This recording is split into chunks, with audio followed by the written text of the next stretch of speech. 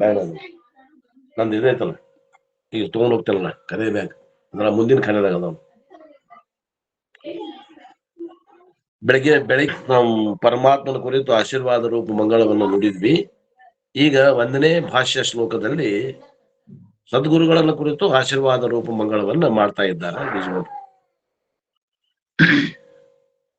ಶ್ರೀ ಗುರುವೇ, ನಿಜ ಸುಖದ ಸಾಗರವೇ, ತೆರೆ ಮಸಗುತ ಆಗಳು ಬೆಳಗುತಿಯ ನಿನ್ನ ಕಡೆಗಣ್ಗಳಿಗೆ ಸಂತಸವನು ಅಖಿಳರ್ಗೆ. ಶ್ರೀ ಗುರುವೇ, ಶ್ರೀ ಅಂದ್ರ ಷಡ್ಗುಣ ಐಶ್ವರ್ಯದಿಂದ ಕೂಡಿದಂತಹ ಗುರುವರ್ಯ. 6 ಐಶ್ವರ್ಯಗಳಿಂದ ಕೂಡಿದವು. ಅವಾಗೇನಂತಾರ? ಷಡ್ಗುಣ ಐಶ್ವರ್ಯದಿಂದ ಕೂಡಿದಂತ ಗುರುವರ್ಯನೆ ಶ್ರೀ ಅಂತಾರ. ಶ್ರೀ ಅಂದ್ರ 6 ಗುಣಗಳಿಂದ ಕೂಡಿಕೊಂಡ ಅಂತವ್ರಿಗೆ ಮಾತ್ರ ಶ್ರೀ ಹಾಕೋಬೇಕು. ನಾವೆಲ್ಲರೂ ಶ್ರೀ ಹಾಕ್ತೇವಿ. ಶ್ರೀ ಅದಾವೆ ನಮ್ ಕಡೆ 6 ಗುಣಗಳು ಅದಾವೇನು ವಿಚಾರ ಮಾಡಿದ್ರೆ ಇಲ್ಲ. ಯಾವ್ರಿ 6 ಗುಣ? 6 ಗುಣಗಳು ಯಾವುವು ಗೌಡ್ರ? ಹೆಲ್ಪ್ ಮಾಡ್ರಿ ಒಂದಿಟ್ಟು, ನಾವು ಹೋಮ್ವರ್ಕ್ ಮಾಡಿಲ್ಲ ಇವತ್ತು. ಅದಾನ ಗೌಡ್ರು? ಜ್ಞಾನ, ಐಶ್ವರ್ಯ, ಕೀರ್ತಿ, ಬಲ, ತೇಜಸ್ಸು, ವೀರ್ಯ. ಜ್ಞಾನ, ಐಶ್ವರ್ಯ, ಕೀರ್ತಿ, ಬಲ, ತೇಜಸ್ಸು, ವೀರ್ಯ, ತೇಜಸ್ಸು. ಇವು 6 ಏನದಾವಲ್ಲ ಇದ್ದಾವಂಗ ಶ್ರೀ ಅನ್ಬೇಕು ಅಂತ ಒಂದು ಶಿಷ್ಟಾಚಾರ. ಅವು ಯಾರಲ್ಲಿ ಇರ್ತಾವ ಅಂದ್ರೆ ಶ್ರೀ ಗುರುಗಳಲ್ಲಿ ಇರ್ತಾವ. ಗುರುಗಳ ಶ್ರೋತ್ರಿಯ ಬ್ರಹ್ಮಷ್ಠ ಗುರುಗಳಲ್ಲಿ ಇರ್ತಾವ. ಅವ್ರಿಗಷ್ಟ ಶ್ರೀ ಗುರುವೇ ಅನ್ಬೇಕು ಅಂತ ಅರ್ಥ. ಷಡ್ಗುಣ ಐಶ್ವರ್ಯದಿಂದ ಕೂಡಿದಂತ ಗುರುವರ್ಯನೇ, ನೀ ಹೆಂಗದಿ? ನಿಜ ಸುಖದ ಸಾಗರನೇ.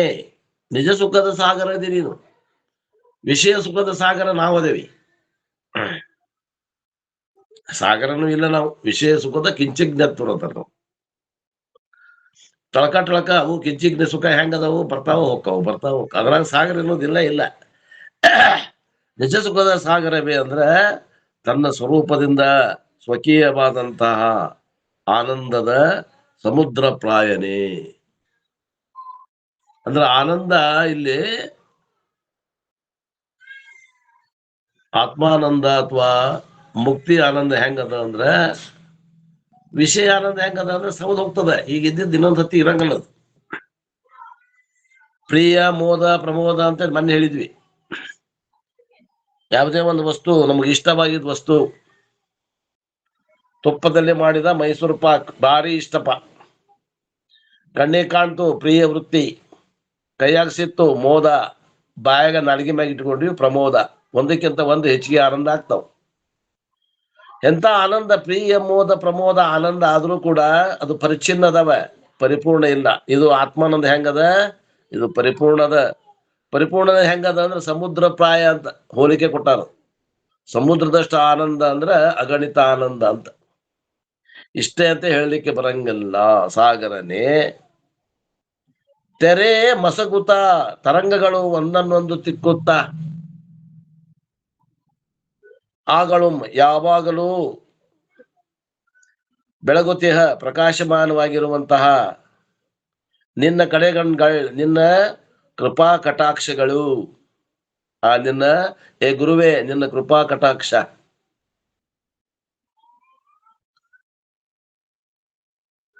ಅಖಿಳರ್ಗೆ ಎಲ್ಲರಿಗೂ ಸುಖವನ್ನು ಸಂತಸವನ್ನು ಹೀಗೆ ಕೊಡಲಿ. ನಿನ್ನ ಕೃಪಾ ಕಟಾಕ್ಷ ಗುರುವೇ ಎಲ್ಲರಿಗೂ ಸಂತಸವನ್ನು ಕೊಡ್ಲಿ. ಹೆಂಗ? ಆತ್ಮಸ್ವರೂಪವನ್ನು ತೋರಿಸಿಕೊಟ್ಟು ನಮಗೂ ಆ ಆತ್ಮದ ಅನುಭೂತಿ ಆದಾಗ ನಮಗೂ ಆನಂದ ಆಗ್ತದ ನೋಡಿ. ಆ ಆನಂದ ಅದು ವಿಷಯ ಆನಂದ ಅಲ್ಲ, ಅದು ನಿರ್ವಿಷಯ ಆನಂದ ಅದ. ಅದು ಪರಿಚ್ಛಿನ್ನ ಅಲ್ಲ, ಅದು ಪರಿಪೂರ್ಣ ಅದ, ಅದು ವ್ಯಾಪಕ ಅದ. ತಾತ್ಪರ್ಯ ಹೇಳ್ತಾರ ನೋಡ್ರಿ. ಅಣಿಮಾದಿ ಐಶ್ವರ್ಯಗಿಂತಲೂ ಬ್ರಹ್ಮ ವಿದ್ಯಾರೂಪ ಸಂಪತ್ತಿನಿಂದಲೂ ಯುಕ್ತನಾದ ಸದ್ಗುರುವೇ, ನಿನ್ನ ಸ್ವಕೀಯ ಆನಂದಮಯ ಅಂದ್ರೆ ಆನಂದ ಸ್ವರೂಪವುಳ್ಳಂತಹ ಸಮುದ್ರ ಸದೃಶವಾಗಿದೆ. ಸಮುದ್ರದಲ್ಲಿ ವಾಯುವಶಾತ್ ತೆರೆಗಳೆದ್ದು ಅವು ಒಂದನ್ನೊಂದು ತಿಕ್ಕುತ್ತಾ ದಂಡಿಗೆ ಬಂದು ಅಲ್ಲಿ ಸ್ನಾನ ಮಾಡುತ್ತಿರುವಂತವರೆಲ್ಲರಿಗೂ ಸ್ಪರ್ಶಿಸಿ ಹೇಗೆ ಆನಂದಜನಕವಾಗಿರುವವೋ ಹಾಗೆ ಬ್ರಹ್ಮಕಾರ ವೃತ್ತಿ ರೂಪ ವಾಯುವಶದಿಂದ ಆನಂದ ರೂಪ ತೆರೆಗಳು ಎದ್ದು ಒಂದಕ್ಕಿಂತ ಒಂದು ಮುಂದೆ ಬಂದು ನಿನ್ನ ಕೃಪಾ ಕಟಾಕ್ಷ ರೂಪದಿಂದ ಹೊರಬಿದ್ದು ನಮ್ಮೆಲ್ಲರನ್ನು ಅವಲೋಕಿಸಿ ಭವತಾಪವನ್ನು ದೂರ ಮಾಡಿ ನಿಜಾನಂದವನ್ನು ಉಂಟು ಮಾಡಲಿ ಅಂದರೆ ಅವಿರ್ಭಾವವನ್ನು ಉಂಟು ಮಾಡಲಿ ಎಂದು ಬೇಡುತ್ತಾರೆ. ನೋಡ್ರಿ, ಅವು ಕೃಪಾ ಕಟಾಕ್ಷ ಹೆಂಗದವು? ಗುರುವಿನ ಕೃಪಾ ಕಟಾಕ್ಷಗಳು ಕಣ್ಣೀರಿನ ಹನಿಗಳು ಕೃಪೆಯಿಂದ ಕೂಡ್ಯಾವು. ಯಾವಾಗ ಶಿಷ್ಯರು ಉದ್ಧಾರ ಆಗ್ಯಾರ ಅನ್ನುವಂಥದ್ದು ಕೃಪಾ ಕಟಾಕ್ಷ. ಬ್ರಹ್ಮಾಕಾರ ವೃತ್ತಿ ವಾಯುವಿನಿಂದ ಏನ್ರಿ ಆನಂದ ರೂಪ ತೆರೆಗಳು ಎದ್ದು ಒಂದಕ್ಕೊಂದು ತಿಕ್ಕುತ್ತಾ ಬಂದು ನಿನ್ನ ಕಣ್ಣುಗಳ ಮೂಲಕ ಕಣ್ಣೀರಾಗಿ ಹೊರಬಿದ್ದು ನಮ್ಮನ್ನೆಲ್ಲರನ್ನು ನೋಡಿದಾಗ ಅವಲೋಕಿಸಿದಾಗ ಆ ನೀರು ಏನ್ ಮಾಡ್ತದ ಅಂದ್ರೆ ಭವತಾಪವನ್ನು ದೂರ ಮಾಡ್ತದ. ಆ ಭವತಾಪವನ್ನು ದೂರ ಮಾಡ್ಲಿ, ನಮ್ಗ ನಿಮ್ಮ ನಿಜ ಆನಂದ ಉಂಟು ಮಾಡ್ಲಿ, ಭವತಾಪವನ್ನು ದೂರ ಮಾಡಿ ನಮ್ಗೆ ನಿಜ ಆನಂದವನ್ನು ಉಂಟು ಮಾಡ್ಲಿ ಅಂತ ತಿಳ್ಕೊಂಡು ಈ ರೀತಿ ಬೇಡ್ತಾ ಇದ್ದಾರೆ. ಏನ್ ನೋಡ್ರಿ ಕಲ್ಪನಾ ಹೆಂಗೈತಿ. ಶಿಷ್ಯ ಪ್ರಶ್ನೆ ಮಾಡ್ತಾನ ನೋಡ್ರಿ, ಶ್ರೀ ಗುರುವೇ ಎಂಬ ಪದಕ್ಕೆ ಅಣಿಮಾದಿ ಅಷ್ಟ ಐಶ್ವರ್ಯದಿಂದ ಬ್ರಹ್ಮ ವಿದ್ಯಾರೂಪ ಸಂಪತ್ತಿನಿಂದಲೂ ಕೂಡಿದವನೆಂದು ಅರ್ಥ ಮಾಡಿದರಿ. ಆದರೆ ಗುರುಗಳಲ್ಲಿ ಐಶ್ವರ್ಯ ತೋರುವುದಿಲ್ಲ. ಎಲ್ಲದರಿ ಗುರುಗಳಿಗೆ ಅಣಿಮಾದಿ ಸಿದ್ಧಿಗಳು ಐಶ್ವರ್ಯ ಅದಾವನು? ಬ್ರಹ್ಮ ವಿದ್ಯಾ ಸಂಪತ್ತಿ ಇದ್ರನ ಅನ್ಬೇಕು ಅಂತ ಅರ್ಥ ಮಾಡಿದ್ರಿ. ಓಹೋ, ಇಲ್ಲಿ ಇವ್ರು ಹಿಂಗ ಅರ್ಥ ಮಾಡ್ಯಾರ ಅಂತ ಹೇಳ್ತಾವ. ಕರೆಕ್ಟ್. ಅಣಿಮಾದಿ ಐಶ್ವರ್ಯ ಸಿದ್ಧಿಯಿಂದ ಬ್ರಹ್ಮ ವಿದ್ಯಾರೂಪ ಸಂಪತ್ತಿನಿಂದ ಕೂಡಿದವರೆಂದು ಅರ್ಥ ಮಾಡಿದ್ರಿ. ಆದರೆ ಗುರುಗಳಲ್ಲಿ ಐಶ್ವರ್ಯ ಇರುವುದಿಲ್ಲ. ಬ್ರಹ್ಮ ವಿದ್ಯೆಗೆ ಸಂಪತ್ತು ಎಂಬುದಾಗಿಯೂ ನಾನು ಕೇಳಿಲ್ಲ. ಬ್ರಹ್ಮ ವಿದ್ಯೆಗೆ ಸಂಪತ್ತು ಅಂತ ಯಾರು ಅಂದೇ ಇಲ್ಲ. ಹಣ ಗಳಿಸಿದ್ರ ಸಂಪತ್ತು ಅಂದಾರ, ಹೊಲ ಗಳಿಸಿದ್ರ ಸಂಪತ್ತು ಅಂದಾರ, ಬಂಗಾರ ಗಳಿಸಿದ್ರ ಸಂಪತ್ತು ಅಂದಾರ ಏನ್ರಿ, ಸ್ತ್ರೀ ಪುತ್ರ ಧನ ಕನಕ ವಸ್ತ್ರ ವಾಹನ ಇವಕ್ ಸಂಪತ್ತು ಅಂದಾರ ಹೊರತು ನೀವ್ ಹೇಳ್ದಂಗ ಬ್ರಹ್ಮ ವಿದ್ಯೆಗೆ ಸಂಪತ್ತು ಅಂತ ಯಾರು ಹೇಳಿಲ್ಲಲ್ರಿ. ಮತ್ ನೀವ್ ಹಿಂಗ ಹೇಳಾಗತ್ತೀರಿ, ಇದು ಕೇಳಿ ನನಗ ಆಶ್ಚರ್ಯ ಕಾಣಾಗತೈತಿ ಅಂತ ಕೇಳ್ತಾನ ಫಸ್ಟ್. ಅದಕ್ಕೆ ಗುರುಗಳು ಇದೇನು ಆಶ್ಚರ್ಯವಲ್ಲ ಏನೆಂದರೆ, ಏಕೆಂದರೆ ಮತ್ತೇನೆಂದರೆ ಗುರುಗಳು ಈಶ್ವರನ ಆತ್ಮರೂಪರಾಗಿರುವುದರಿಂದ ಈಶ್ವರನಲ್ಲಿದ್ದ ಅಣಿಮಾದಿಗಳು ಈತನವೇ ಆಗಿರುತ್ತವೆ. ಅಣಿಮಾದಿ ಸಿದ್ಧಿಗಳು ಆ ಏನು ಪರಮಾತ್ಮನಲ್ಲಿ ಅದಾವಲ್ಲ, ಅವು ಪರಮಾತ್ಮನು ಅದಾವ್ ಇಲ್ಲಂತಲ್ಲ. ಆದ್ರೆ ಗುರು ಆದ್ರೂ ಕೂಡ ಈಶ್ವರನ ಸ್ವರೂಪ ಅದನಲ್ಲ, ಅವನು ಸಚ್ಚಿದಾನಂದ ಅದಾನ, ಇವನು ಸಚ್ಚಿದಾನಂದನ. ಆದ್ದರಿಂದ ಆ ಈಶ್ವರನಿಗೂ ಈ ಸಾಕ್ಷಾತ್ ಭರ್ಗೋ ನರಾಕೃತಿ ಅನ್ನುವಂತ ಈ ಗುರುವಿನಲ್ಲೂ ಕೂಡ ಅವು ಏನದಾವು ಲಕ್ಷಣಗಳು, ಈಶ್ವರನ ಅಣಿಮಾದಿಗಳು ಈ ಗುರುವಿನ ಅಣಿಮಾದಿಗಳ ಸಮನಾಗಿರುತ್ತವೆ. ಮುಕ್ತಂಗಪ್ಪ ಅಣಿಮಾದಿಗಳಿರವ ವ್ಯಕ್ತಂ ಮಾಡುವೆ ನರಸುವೆ ಅರಸುತ ಪರವ ಅಂತ ಹೇಳಿ ಪರಮಾರ್ಥ ಗೀತೆಯಲ್ಲಿ ಹೇಳಿದ್ದಾರೆ. ಜ್ಞಾನಿ ನನ್ನ ಆತ್ಮನೇ ಇದ್ದಾನೆಂದು ತಿಳಿಸಿದ್ದಾನೆ ಭಗವಂತ ಭಗವದ್ಗೀತೆಯಲ್ಲಿ ಹೇಳಿದ್ದೆ. ಜ್ಞಾನಿ ತು ಆತ್ಮೈವ ಮೇ ಮತಂ, ಜ್ಞಾನಿ ಇದ್ದಾವ ನನ್ನ ಆತ್ಮನೇ ಇದ್ದಾನೆಂದು ಕೂಡ ಭಗವಂತನು ಗೀತಾ ವಾಕ್ಯವಿರುತ್ತದೆ. ಈ ರೀತಿ ಗುರುಗಳ ಸ್ವರೂಪ ದೃಷ್ಟಿಯಿಂದ ವಿಚಾರ ಮಾಡಿದರೆ ಸಕಲ ಐಶ್ವರ್ಯ ಸಂಪನ್ನರು ಆಗಿದ್ದಾರೆ. ಆದ್ದರಿಂದ ಭಕ್ತರ ಅಭೀಷ್ಟವನ್ನು ಪೂರೈಸುವರೆಂಬ ಭಾವವು ಲೋಕದಲ್ಲಿ ದುಃಖವನ್ನು ಕಳೆದು ಸುಖವನ್ನುಂಟು ಮಾಡಿದ್ದಕ್ಕೆ ಸಂಪತ್ತೆಂದು ಹೇಳುತ್ತಾರೆ.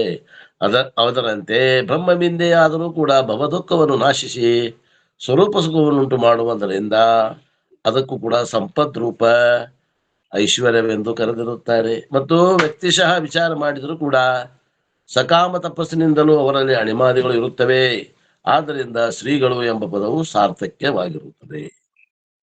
ನೀವು ಹೆಂಗ ತಗೊಂಡ್ರು ಕೂಡ ಆ ಶ್ರೀಗಳು ಅನ್ನುವಂಥದ್ದು, ಶ್ರೀ ಅನ್ನುವಂಥ ಪದಕ್ಕೆ ಗುರುಗಳಿಗೆ ಅದು ಯೋಗ್ಯದ ಅನ್ನುವಂಥ ಮಾತನ್ನ ಹೇಳ್ತಾರೆ.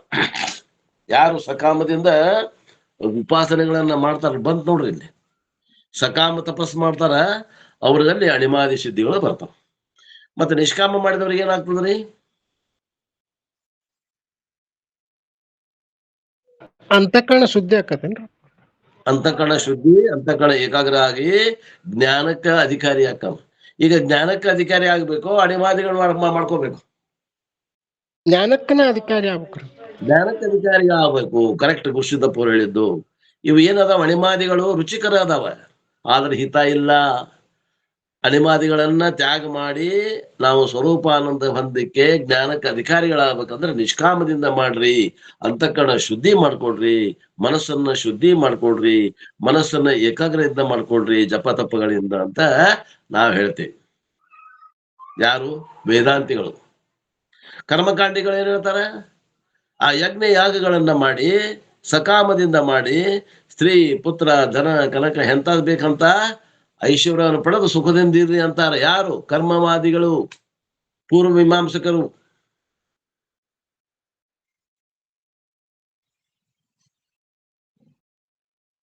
ಮಗ ಬೇಕಂದ್ರ ಪುತ್ರ ಕಾಮೇಷ್ಟಿ ಯಾಗ ಮಾಡ್ರಿ, ಮಳೆ ಬೇಕಂದ್ರ ಕಾರೀರಿ ಯಾಗ ಮಾಡ್ರಿ, ಏನ್ ಬೇಕು ಅದೆಲ್ಲ ಫಲ ಸಿಗ್ತಾವ, ಮಾಡ್ರಿ. ಪದ್ಧತಿ ಮಾಡ್ಬೇಕು, ಪದ್ಧತಿ ತಪ್ಪಿರಾಗೋದಿಲ್ಲ, ಫಲ ಬರೋದಿಲ್ಲ. ಹಂಗ ಏನೇನ ಐಶ್ವರ್ಯ ಬೇಕು ಆ ಐಶ್ವರ್ಯಕ್ಕ ಆ ಯಾಗಗಳ ಅದಾವ ಹೇಳ್ಯಾರ. ಯೋಗದ ಇದ್ರಾಗ ವೇದದಾಗ ಪೂರ್ವ ಮೀಮಾಂಸದಾಗ ಕರ್ಮಕಾಂಡದಲ್ಲಿ ಹೇಳ್ಯಾರ. ಅವು ಯಜ್ಞ ಯಾಗಗಳನ್ನ ಮಾಡಿ ಆ ವಸ್ತುಗಳನ್ನ ಪಡೀರಿ. ಆದ್ರ ಅದರಿಂದ ಅಂತಿಮ ಸುಖ ಇಲ್ಲ. ಅವು ಬರ್ತಾವ, ಇರುವಷ್ಟು ದಿವಸ ಸುಖ ಕೊಟ್ಟಂಗ ಮಾಡ್ತಾವ, ಆಮ್ಯಾಗಿಂದ ಅವು ಕಳಿಸಿ ಹೊಕ್ಕ. ಅವರ ಹೊಕ್ಕವ ಒಂದು, ಇಲ್ಲದ ನಾವರ ಹೊಕ್ಕೇವಿ ಒಂದು. ನಮಗ ಶಾಶ್ವತ ಸುಖ ಕೊಡುದು. ಮೊದಲ ಸುಖ ಕೊಟ್ಟಂಗ ಮಾಡ್ತಾವ, ಆಮ್ಯಾಗ ದುಃಖವನ್ನು ಕೊಡ್ತಾವ. ಈಗ ಹೊಲದಿಂದ ಸುಖ ಐತೇನ್ರಿ? ಹೊಲದಾಗ ಪೀಕ್ ಕಷ್ಟಪಟ್ಟು ದುಡಿದು ಮಳಿ ಸರಿಯಾಗಿ ಬೆಳಿ ಬಂದ ಮ್ಯಾಗ ಬೆಳೆಗೆ ಯೋಗ್ಯ ಬೆಲೆ ಬಂದ್ರ ನಮಗೆ 2 ದುಡ್ಡು ಹಾಕಾವ. ಇಲ್ಲಾಂದ್ರ ಆ ಮಾಡಿದ್ದು ಶ್ರಮ ಅಲ್ಲಿ ಸಿಗು ಗಂಟು ಸಮ ಆಗಿ ಹೋಗ್ತದೆ, ನಮಗೇನು ಉಳಿಯೋದಿಲ್ಲ. ಅಥವಾ ಒಮ್ಮೊಮ್ಮೆ ಮಳಿನೇ ಬರುದಿಲ್ಲ, ಏನದ ಬಿತ್ತಿದ ಹೊಲ ಹರಗಬೇಕಾಗ್ತದ, ಏನು ಪೀಕ ಬರುದಿಲ್ಲ ಅಂತ ರೈತರು. ಅಥವಾ ಅಕಸ್ಮಾತ್ ಅಣ್ತಮ್ಮಂದ್ರ ಜಗಳದಾಗ ಬಿತ್ತು, ಕೋರ್ಟ್ ಕಚೇರಿ ಒಳಗ ಅಡ್ಡಾಡ್ಬೇಕಾಗ್ತದೆ. ದುಃಖವನ್ನ ಕೊಡ್ತದ, ಸುಖ ಕೊಟ್ಟಂಗ ಮಾಡಿ ದುಃಖವನ್ನು ಕೊಡ್ತದ, ಅದ ಹೊಲ. ಅದೇ ರೀತಿ ಹೊಲದ ಒಂದು ಉದಾಹರಣೆ ಹೇಳಿನ. ಸ್ತ್ರೀ ಪುತ್ರ ಧನ ಕನಕ ವಸ್ತ್ರ ವಾಹನ ಇವೆಲ್ಲವೂ ಒಂದು ಹೊತ್ತಿಗೆ ಸುಖ ಕೊಟ್ರೆ ಇನ್ನೊಂದು ಹೊತ್ತಿಗೆ ದುಃಖವನ್ನು ಕೊಡ್ತಾವ.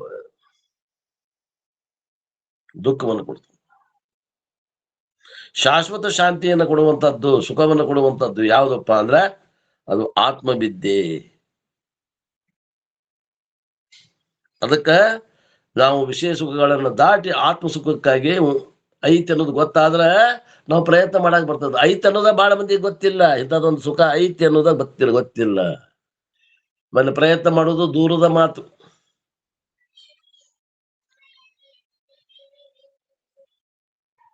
ಮತ್ತೆ ಶಿಷ್ಯ ಏನ್ ಪ್ರಶ್ನೆ ಮಾಡ್ತಾನ? ಇಂದ್ರಿಯ ಮತ್ತು ವಿಷಯ ಇವುಗಳ ಸಂಯೋಗದಿಂದ ಜನ್ಯವಾದ ಆನಂದಗಳು ಲೋಕದಲ್ಲಿ ನಮ್ಮ ಅನುಭವಕ್ಕೆ ನಮ್ಮ ಹೆಂಗದವ್ರಿ? ನಾಲ್ಗಿಗೆ ವಿಷಯ ಯಾವುದು? ಜಿಲೇಬಿ ಗುಲಾಬ್ ಜಾಮೂನ್ ಈ ವಿಷಯ ಇವು ನಾಲ್ಗಿಗೆ. ಹಂಗ ಕಿವಿಗೆ ವಿಷಯ ಶಬ್ದ, ಕಣ್ಣಿಗೆ ವಿಷಯ ನೋಟ, ಸ್ಪರ್ಶಕ್ಕೆ ವಿಷಯ ಚರ್ಮಕ್ಕೆ ವಿಷಯ ಸ್ಪರ್ಶ,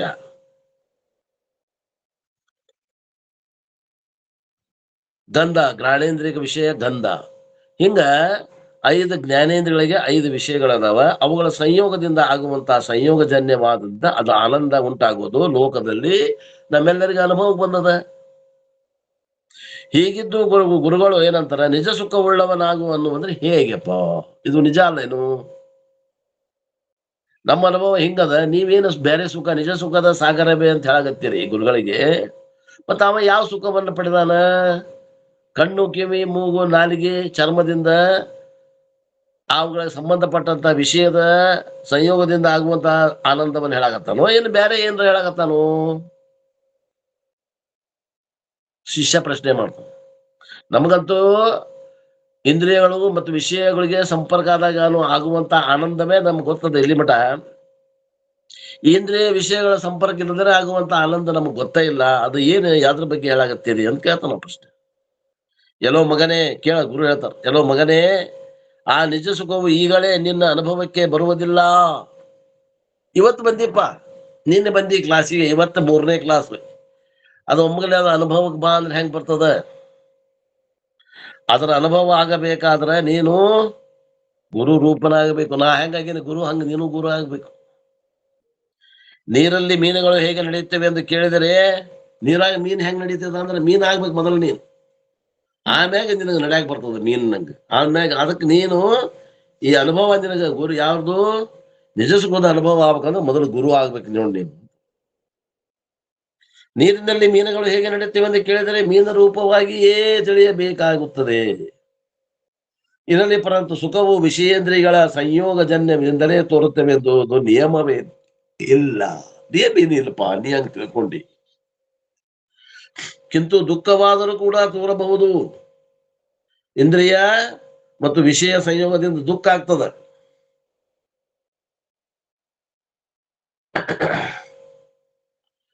ಸುಖಕ್ಕೆ ಕಾರಣ ಆದಂತ ಮೊಬೈಲ್ ಅದು ಸರಿಯಾಗಿ ಕೆಲಸ ಮಾಡಿದ ದುಃಖಕ್ಕೆ ಕಾರಣ ಆಗ್ತದೆ. ಯಾವಾಗ ಇದನ್ನು ಕೊಟ್ಟೇನೋ, ಹೊಸಾದ ಮೊಬೈಲ್ ತಗೊಂಡೇನೋ ಅಂತೀವಿ. ತಗೋಬೇಕಾದ್ರೆ ಸುಖಕ್ಕೆ ಕಾರಣ ಆಗಿತ್ತು, ಅದು ಸರಿಯಾಗಿ ಕೆಲಸ ಮಾಡುದಿಲ್ಲ ಅಂದಾಗ ಅದು ದುಃಖಕ್ಕೆ ಕಾರಣ ಆಗೈತಿ. ಹಂಗ ಟಿವಿ, ಹಂಗ ಸ್ತ್ರೀ, ಪುತ್ರ, ಧನ, ಕನಕ, ವಸ್ತ್ರ, ವಾಹನ ಎಲ್ಲವೂ ಇವು ಸುಖಕ್ಕೆ ಕಾರಣ ಆಗ್ಯಾವ, ಒಮ್ಮೆ ಇನ್ನೊಮ್ಮೆ ದುಃಖಕ್ಕೆ ಕಾರಣ ಆಕಾವ. ಒಂದೊಂದು ವಿಚಾರ ಮಾಡ್ರಿ, ಹೌದು ಅಲ್ಲ ಅಂತ ತಿಳ್ಕೊಂಡು ಅದನ್ನ ನಾನ್ ಮತ್ತೆ ಬಿಡಿಸಿ ಹೇಳಕ್ ಹೋಗುದಿಲ್ಲ.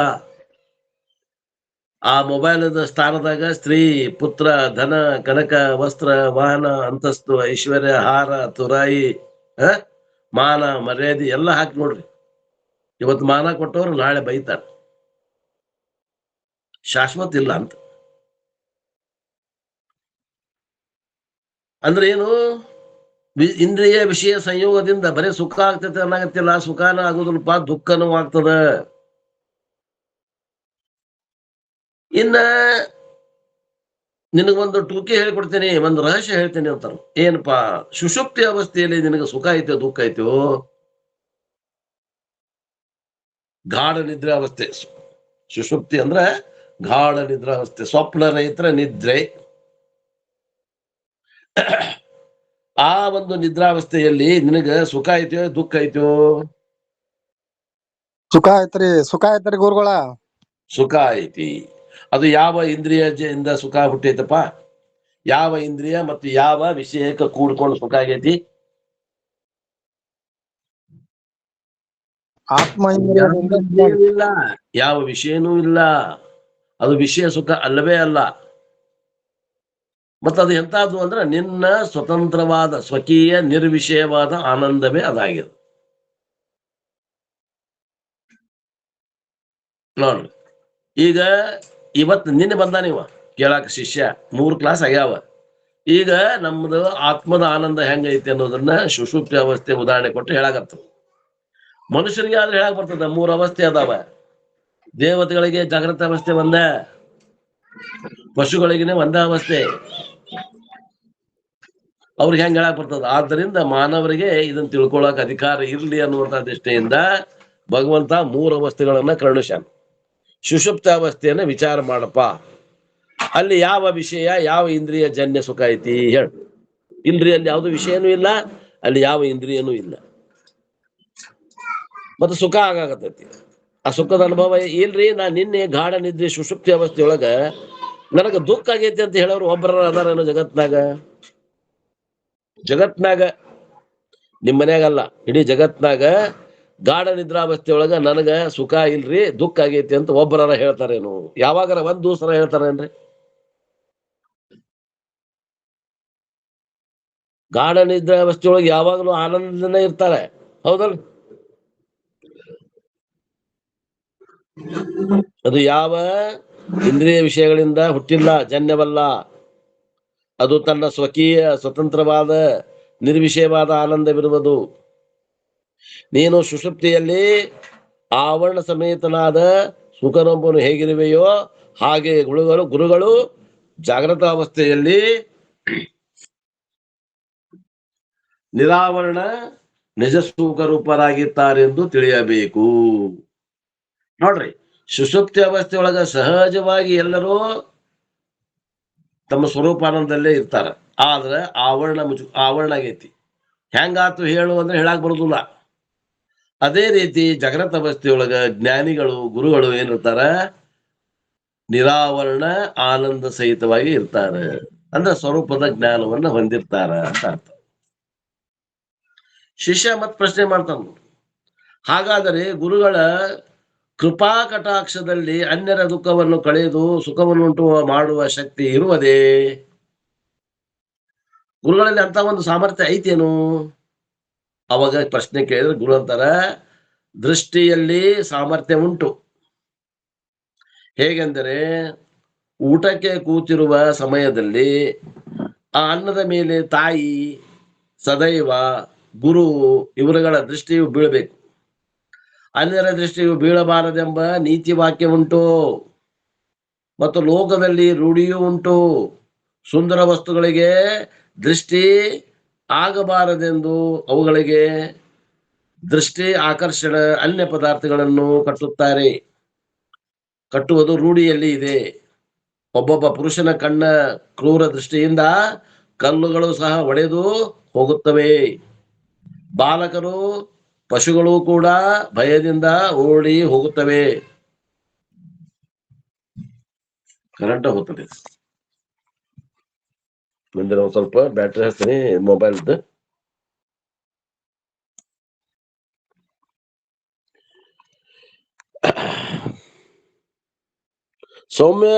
ಸೌಮ್ಯವಾದ ದೃಷ್ಟಿಯಿಂದ ಅವಲೋಕಿಸಿದರೆ ಪಶುಗಳು, ಬಾಲಕರು ಸಮೀಪಕ್ಕೆ ಬರುತ್ತಾರೆ. ಜನರು ಸಂತೋಷವುಳ್ಳವರಾಗುತ್ತಾರೆ. ಇದು ಲೋಕಾನುಭವ ಸಿದ್ಧವಾಗಿರುತ್ತದೆ.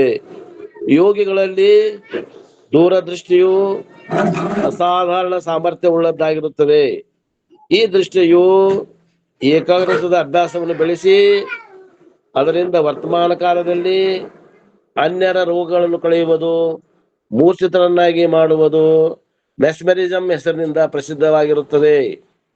ಈ ಸಾಮಾನ್ಯ ದೃಷ್ಟಿಗಳಲ್ಲಿ ಈ ಶಕ್ತಿ ಇದ್ದ ಮೇಲೆ ಇನ್ನು ಕೇವಲ ನಿಜಾನಂದ ಆಸ್ವಾದನೆಯನ್ನು ಮಾಡುವಂತ ಅಂತಃಕರಣ ವೃತ್ತಿಯು ಬಹಿರ್ಮುಖವಾಗಿ ಆನಂದ ಸಮೇತ ಹೊರಬಿದ್ದು ನೇತ್ರದಿಂದ ಹೊರಟು ಭಕ್ತರನ್ನು ಅವಲೋಕಿಸುತ್ತಿರಲಿಕ್ಕೆ ಅದು ತಾಪವನ್ನು ಕಳೆದು ಸುಖವನ್ನು ಮಾಡುವಲ್ಲಿ ಯಾವ ಸಂಶಯವೇನು ಇಲ್ಲ. ಆದ್ದರಿಂದಲೇ ಆಗಮ ಗ್ರಂಥಗಳಲ್ಲಿ ಇದಕ್ಕೆ ಚಾಕ್ಷುಷ ದೀಕ್ಷೆ ಎಂದು ಕರೆದಿರುತ್ತಾರೆ. ಗ್ರಂಥ ವಿಸ್ತಾರ ಭಯದಿಂದ ಬರೆಯುವುದನ್ನು ಬಿಟ್ಟಿದ್ದೇವೆ. ಮುಂದೆ ಪ್ರಸಂಗ ಅನುಸಾರವಾಗಿ ಅದನ್ನು ಕೂಡ ಪ್ರತಿಪಾದಿಸುತ್ತೇವೆ. ದರ್ಶನ, ಸ್ಪರ್ಶನ, ಸಂಭಾಷಣಾದಿಗಳಿಂದ ಪಾಪಿಗಳ ಪಾಪ ಕ್ಷಯವಾಗುವುದರಿಂದ ಜೀವನ್ಮುಕ್ತರಿಂದ ಈ ಲೋಕಕ್ಕೆ ಪ್ರಯೋಜನ ಉಂಟು ಎಂದು ವಿವೇಕ ಚಿಂತಾಮಣಿಯಲ್ಲಿ ಹೇಳಿರುತ್ತದೆ. ನೋಡ್ರಿ, ಇದಕ್ಕ ಚಾಕ್ಷುಷಿ ದೀಕ್ಷಾ ಅಂತ ಕರೀತಾರ. ಯಾಕಂದ್ರ ಅಂತ ಜ್ಞಾನಿಗಳು ಏನ್ ಮಾಡಿರ್ತಾರಂತಂದ್ರ ಅವರು ನಿಜಾನಂದದ ಆಸ್ವಾದನ ಮಾಡಿರ್ತಾರ. ಆ ನಿಜಾನಂದದ ಆಸ್ವಾದನ ಮಾಡಿದ್ದು ಅಂತಃಕರಣ ವೃತ್ತಿ ಬಹಿರ್ಮುಖ ಆಗಿ ಆನಂದ ಸಮೇತ ಅದು ನೇತ್ರದಿಂದ ಹೊರಟು ಬಿದ್ದು ಅಂತ ಒಂದು ನೇತ್ರದ ದೃಷ್ಟಿ ಯಾರ ಭಕ್ತರ ಮ್ಯಾಗ ಬಿತ್ತು ಅಂದ್ರ ಆ ಭಕ್ತರಲ್ಲಿದ್ದಂತ ತಾಪವನ್ನು ಕಳೆದು ಸುಖವನ್ನು ಉಂಟು ಮಾಡೋದ್ರಲ್ಲಿ ಸಂಶಯವೇನೂ ಇಲ್ಲ. ಅದಕ್ಕೆ ಗುರುಕೃಪೆ ಅಂತಾರ. ಗುರುಕೃಪೆ ಬೇಕಾಗ್ತದೆ. 4 ಕೃಪೆಗಳು ಬೇಕು ನಮಗೆ ಶಾಸ್ತ್ರ ತಿಳಿದು ಯಥಾರ್ಥ ಜ್ಞಾನ ಆಗ್ಬೇಕಾದ್ರೆ. ಗುರುಕೃಪೆ, ವೇದ ಕೃಪೆ, ಅಂತಃಕರಣದ ಕೃಪೆ, ಈಶ್ವರ ಕೃಪೆ. ಈ 4 ಕೃಪೆಗಳಿದ್ದಾಗ ನಮಗೆ ಯಥಾರ್ಥ ಜ್ಞಾನ ಆಗ್ತದೆ. ಇದರಲ್ಲಿ ಒಂದು ಕೊರತೆ ಇತ್ತು ಅಂದ್ರೆ ನಮಗೆ ಯಥಾರ್ಥ ಜ್ಞಾನ ಆಗೋದಿಲ್ಲ. ಏನ್ರಿ? ದರ್ಶನ, ಸ್ಪರ್ಶನ, ಸಂಭಾಷಣಾದಿಗಳಿಂದ ಪಾಪಿಗಳ ಪಾಪ ಕ್ಷಯವಾಗುವುದರಿಂದ ಜೀವನ್ಮುಕ್ತರಿಂದ ಈ ಲೋಕಕ್ಕೆ ಪ್ರಯೋಜನ ಉಂಟೆಂದು ವಿವೇಕ ಚಿಂತಾಮಣಿಯಲ್ಲಿ ಹೇಳುತ್ತಾರೆ. ಪಾಪಕ್ಷಯ ಆಗ್ತದ. ಪಾಪಕ್ಷಯ ಆಗಿ ಅಂತಃಕರಣ ವೃತ್ತಿ ಏನಾಗ್ತದ, ವಿಷಯಗಳ ಕಡೆಗೆ ಹೋಗೋದನ್ನ ವಿಷಯ ಕಡೆ ತಿರುಗ್ತದ. ಅಂಥವ್ರಿಗೆ ಜ್ಞಾನಕ್ಕೆ ಬರ್ತಾರ, ಶ್ರವಣಕ್ಕೆ ಬರ್ತಾರ, ಶ್ರವಣಕ್ಕೆ ಬಂದು ಮನನ ಮಾಡ್ತಾರ, ಮನನ ಮಾಡಿ ನಿಧಿಧ್ಯಾಸನ ಮಾಡ್ತಾರ, ನಿಧಿಧ್ಯಾಸನ ಮಾಡಿ ಜ್ಞಾನಿಗಳಾಗಿ ಸ್ವರೂಪದ ಜ್ಞಾನವನ್ನು ಹೊಂದಿ ಮುಕ್ತರಾಗ್ತಾರ ಅಂತ ಅರ್ಥ. ಒಮ್ಮಗಲೇ ತಲೆ ಮ್ಯಾಗ ಕೈ ಇಡುತ್ತಲೇನ ಮುಕ್ತರ ಆಗ್ತಾರಂತಲ್ಲ. ಯೋಗ್ಯ ಗುರು ಸಿಗ್ತಾನ, ಅವ್ರ ಸಾಧನೆ ಮುಂದುವರಿತದ ಅಂತ ಅರ್ಥ. ಆ ಗುರುಗಳ ಕೃಪೆಯೊಳಗೆ ಇಷ್ಟು ಮಹತ್ವ ಅದ ಅಂತ ಹೇಳ್ತಾರೆ. ಹೇ ಗುರುನಾಥನೇ, ನಿನ್ನ ಕೃಪಾ ಕಟಾಕ್ಷಗಳು ಸರ್ವರಿಗೂ ಆನಂದ ಉಂಟು ಮಾಡಲಿ ಎಂಬುದಾಗಿ ಗ್ರಂಥಕರ್ತರು ಮಂಗಳವನ್ನು ಮಾಡುತ್ತಾರೆ. ಇನ್ನ ಮುಂದಿನ 2ನೇ ಶ್ಲೋಕಕ್ಕ ತಾತ್ಪರ್ಯ ಏನ್ ಬರೀತಾರ, ಪೀಠಿಕೆ ಬರೀತಾರ. ಈ ರೀತಿ ಹೇಳಿದ ಮೇಲೆ ಗುರುಗಳ ಮಂಗಳವನ್ನು ಮಾಡಿ ಬಳಿಕ ಇಷ್ಟ ದೇವತೆಯಾದ ಶಂಭುಲಿಂಗನನ್ನು ಕುರಿತು ನಮಸ್ಕಾರ ರೂಪ ಮಂಗಳವನ್ನು ಮಾಡುತ್ತಾರೆ. ಯಾರು ವೀರಶೈವ ಲಿಂಗಾಯತರಿದ್ದೀರಿ ಇಷ್ಟಲಿಂಗಕ್ಕೆ ದೇವರು ಅನ್ಬೇಕು, ಅದನ್ನೇ ಪೂಜೆ ಮಾಡ್ಬೇಕು. ಇಷ್ಟಲಿಂಗವನ್ನ ಕಟ್ಕೊಂಡು ಬೇರೆ ಲಿಂಗವನ್ನ ಪೂಜೆ ಮಾಡ್ಲಿಕ್ಕೆ ಹೋಗ್ಬಾರ್ದು ಅನ್ನುವಂಥದ್ದು ಒಂದು ಶರಣರ ಸಿದ್ಧಾಂತ. ನಿಜಗುಣ ಶಿವಯೋಗಿಗಳು ಅಂತಂದ್ರೆ ಇವರು ಕೂಡ ಲಿಂಗವಂತರು. ಅದಕ್ಕೆ ಅವರು ಇಷ್ಟ ದೇವತೆಯಾದ ಶಂಭುಲಿಂಗನ ಕುರಿತು ನಮಸ್ಕಾರ ರೂಪ ಮಂಗಳವನ್ನು ಹೇಳ್ತಾ ಇದ್ದಾರೆ. ಆರಾಧ್ಯರು ಅಂತ ಆ ಕಡೆ ಮೈಸೂರು ಕಡೆ ಅದಾರ ನೋಡ್ರಿ, ಮೈಸೂರು ಕಡೆ ಆರಾಧ್ಯರು ಅಂತ ಬರ್ತಾರ. ಹೌದ್ರಿ ಅಜರ, ಹೌದ್ರಿ.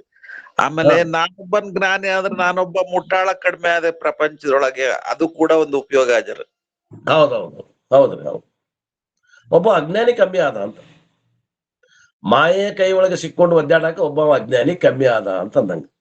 ಶಂಭುಲಿಂಗನ ಕುರಿತು ನಮಸ್ಕಾರ ರೂಪ ಮಂಗಳವನ್ನು ಮಾಡುತ್ತಾರೆ. ಆ ಶಂಭುಲಿಂಗನ ಕುರಿತು ನಮಸ್ಕಾರ ರೂಪವನ್ನು ಮಂಗಳ ಮಾಡ್ತಾರೆ. ಏನಪ್ಪಾ, ಜಗದಾದಿ ಬೀಜಂಗೆ ನಿಗಮಾಂತ ವೇದ್ಯಂಗೆ ನಗರಾಜ ಸುತೆಯ ರಮಣಂಗೆ ಶಂಭುವಿಂಗೆ ಅಗಣಿತೋತ್ಸವದಿ ನತನಪ್ಪೆ. ಶಂಭುವಿಂಗೆ ತಕೋಬೇಕು, ಅಗಣಿತೋತ್ಸವದ ನತನಪ್ಪೆ. ಜಗದಾದಿ ಬೀಜಂಗೆ,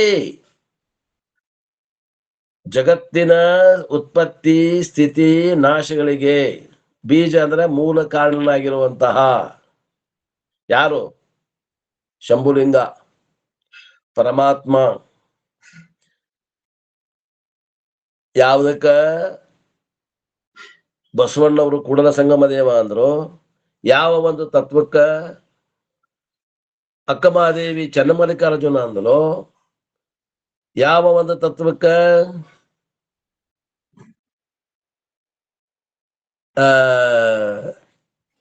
ಅಲ್ಲಮರು ಗುಹೇಶ್ವರ, ಅಲ್ಲಮ ಪ್ರಭುಗಳು ಗುಹೇಶ್ವರ ಅಂದ್ರು, ಗುಹೇಶ್ವರ ಅಂದ್ರು. ಅದೇ ತತ್ವ ಇರದ, ಅದಕ್ಕ ಇವರು ಶಂಭುಲಿಂಗ ಅಂತ ಆರಾಧನೆ ಮಾಡಕತ್ತ. ಇಷ್ಟಲಿಂಗ, ಇಷ್ಟ ದೇವತೆಯಾದ ಶಂಭುಲಿಂಗ.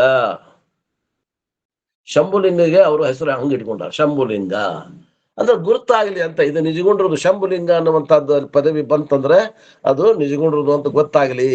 ಕೂಡಲ ಸಂಗಮ ದೇವ ಬಂತಂದ್ರೆ ಇದು ಬಸವಣ್ಣರ ವಚನ ಅಂತ ಗುರುತಾಗ್ಲಿ ಅನ್ನೋ ಉದ್ದೇಶಕ್ಕ ಆ ಒಂದೇ ದೇವರಿಗೆ ಅವರು ಒಂದೊಂದು ಅಂಕಿತನಾಮವನ್ನು ಇಟ್ಕೊಂಡು ವಚನಗಳನ್ನ ಬರೆದಿದ್ದಾರೆ. ಆದ್ದರಿಂದ ಈ ಜಗದಾದಿ ಬೀಜ ಅಂದ್ರೆ ಇವ ಜಗತ್ತಿನ ಉತ್ಪತ್ತಿ ಸ್ಥಿತಿ ನಾಶಗಳಿಗೆ ಮೂಲ ಕಾರಣನಾಗಿದ್ದಾನೆ. ನಿಗಮಾಂತ ವೇದ್ಯಂಗೆ, ನಿಗಮ ಅಂದ್ರೆ ವೇದಗಳು, ಉಪನಿಷತ್ತುಗಳು. ವೇದಗಳ ಕೊನೆಯ ಭಾಗದಲ್ಲಿ ಬರುವಂತ ಉಪನಿಷತ್ತುಗಳು ನಾವೇನೀಗ ಅಭ್ಯಾಸ ಮಾಡಕತ್ತೇವಲ್ಲ ಬೆಳಗಿನ ಕ್ಲಾಸ್ನಲ್ಲಿ. ಉಪನಿಷತ್ತುಗಳು,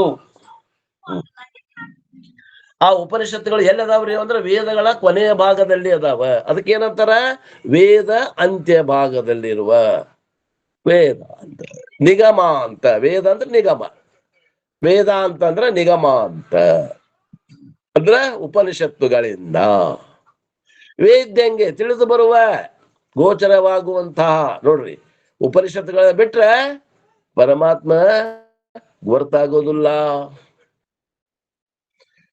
ಮತ್ ಹೆಂಗ ನಗರ ಹಂಗೆ ಎಂತಾವಿವ ರಮಣ ಹಿಮವತ್ ಪರ್ವತದ ಮಗಳಾದ ಪಾರ್ವತಿಯ, ರಮಣ ಅಂದ್ರ ಗಂಡನಾದ, ಪಾರ್ವತಿ ಗಂಡ ಯಾರ್ರಿ? ಪರಮೇಶ್ವರ. ಅಮಗೆ ಶಂಭು.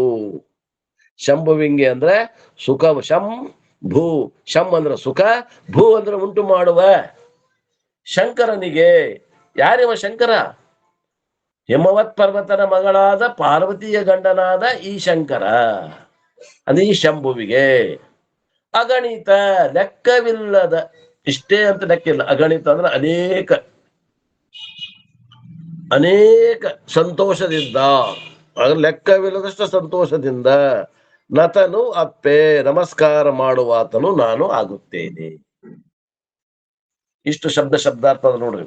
ಬಿಡಿಸಿದಾಗ ಅವು ಬಿಡಿಸಿ ಓದಿದಾಗ ಆಮ್ಯಾಗ ಓದಾಕ್ ಬಾಳ ಚಲೋ ಆಗ್ತದೆ. ಜಗದಾದಿ ಬೀಜಂಗೆ ನಿಗಮಾಂತ ವೇದ್ಯಂಗೆ ನಗರಾಜ ಸುತೆಯ ರಮಣಂಗೆ ಶಂಭುವಿಂಗೆ ಅಗಣಿತೋತ್ಸವದಿ ನತನಪ್ಪೆ. ತಾತ್ಪರ್ಯ ಹೇಳ್ತಾರ. ಹೇ ಶಂಭುಲಿಂಗನೇ, ನೀನು ಸರ್ವಜ್ಞನೂ ಸರ್ವಶಕ್ತನೂ ಆಗಿರುವಿ. ಆದ್ದರಿಂದಲೇ ಈ ನಾಮರೂಪಾತ್ಮಕವ ವಿಕಾರವಾಗಿಯೂ ಅನೇಕ ಕರ್ತೃ ಭೋಕ್ತೃಗಳಿಂದ ಕೂಡಿದ್ದಾಗಿಯೂ ದೇಶ ಕಾಲ ನಿಮಿತ್ತ ಕ್ರಿಯಾ ಫಲಗಳಿಗೆ ಆಶ್ರಯವಾಗಿಯೂ ಮನಸ್ಸಿನಿಂದಲಾದರೂ ಚಿಂತಿಸಲಿಕ್ಕೆ ಬಾರದಾಗಿಯೂ ಇರುವಂತಹ ಜಗತ್ತಿಗೆ ನೀನೇ ಕಾರಣನಾಗಿರುವಿ. ಅನಿರ್ವಚನೀಯ ಜಗತ್ತಿದು. ಇದು ಹಿಂಗ ಅಂತ ಹೇಳಕ್ ಬರೋದಿಲ್ಲ. ಚಿಂತಿಸಲಿಕ್ಕೆ ಬಾರದ್ರಿಂದ ಅನಿರ್ವಚನೀಯ ಅಂದಾರ. ಇಂಥ ಜಗತ್ತಿಗೆ ನೀನೇ ಕಾರಣನಾಗಿರುವಿ. ಇದು ಹೆಂಗೈತಿ? ವಿಕಾರ ಸಹಿತದ. ಇದು ನಾಮರೂಪಗಳಿಂದ ಕೂಡ್ಯದ, ಅನೇಕ ಕರ್ತೃಭೋಕ್ತಗಳಿಂದ ಕೂಡ್ಯದ. ನಾ ಮಾಡವ ನಾ ಉಣ್ಣವ ಅಂತ ಅನೇಕ ಜೀವಿಗಳು ಅದಾರಿಲ್ಲಿ. ದೇಶಕಾಲ ನಿಮಿತ್ತ ಕ್ರಿಯಾ ಫಲಗಳಿಗೆ ಆಶ್ರಯವಾಗಿದ್ದುಕೊಂಡು ಈ ಜಗತ್ತು ಮನಸ್ಸಿನಿಂದ ಚಿಂತಿಸ್ಲಿಕ್ಕೂ ಬಾರದಾಗಿಯೂ ಇರುವಂತ ಈ ಜಗತ್ತಿಗೆ ನೀನೇ ಕಾರಣನಾಗಿರುವಿ. ಅಂದ್ರೆ ಈ ಜಗತ್ತಿನ ಉತ್ಪತ್ತಿ, ಈ ಜಗತ್ತಿನ ಸ್ಥಿತಿ, ಈ ಜಗತ್ತಿನ ನಾಶಗಳಿಗೆ ನೀನು ಅಧಿಷ್ಠಾನನಾಗಿರುವಿ ಎಂಬ ಭಾವವು. ಆದ್ದರಿಂದ ನೀನು ಉಪನಿಷತ್ತುಗಳಿಂದ ತಿಳಿದುಕೊಳ್ಳಲಿಕ್ಕೆ ಯೋಗ್ಯನಾಗಿರುವಿ. ಅಂದ್ರೆ ಪ್ರತ್ಯಕ್ಷಾದಿ ಪ್ರಮಾಣಗಳಿಂದ ತಿಳಿದುಕೊಳ್ಳಲಿಕ್ಕೆ ಬರುವುದಿಲ್ಲ. ಪರ್ವತರಾಜನ ಪುತ್ರಿಯಾದ ಪಾರ್ವತಿಗೆ ವಲ್ಲಭನಾದ ಗಂಡನಾದ ಇರುವಂತಹ ಹೇ ಶಂಭುಲಿಂಗನೇ, ನಿನಗೆ ನಾನು ಅತ್ಯಧಿಕವಾದ ಸಂತೋಷದಿಂದ ಕೂಡಿದವನಾಗಿ ನಮಸ್ಕಾರವನ್ನು ಮಾಡುತ್ತೇನೆ. ಶಿಷ್ಯ ಪ್ರಶ್ನೆ ಮಾಡ್ತಾನ, ಪ್ರಕೃತಿ, ಪರಮಾಣು, ಕಾಲ, ಕರ್ಮಾದಿಗಳೇ ಜಗತ್ತಿಗೆ ಕಾರಣಗಳಾಗಿರುತ್ತವೆ ಹೊರತು ನೀವು ಹೇಳುವಂತ ಈ ಪರಮಾತ್ಮ ಕಾರಣ ಆಗಿಲ್ಲ ಅಂತ ನಾವು.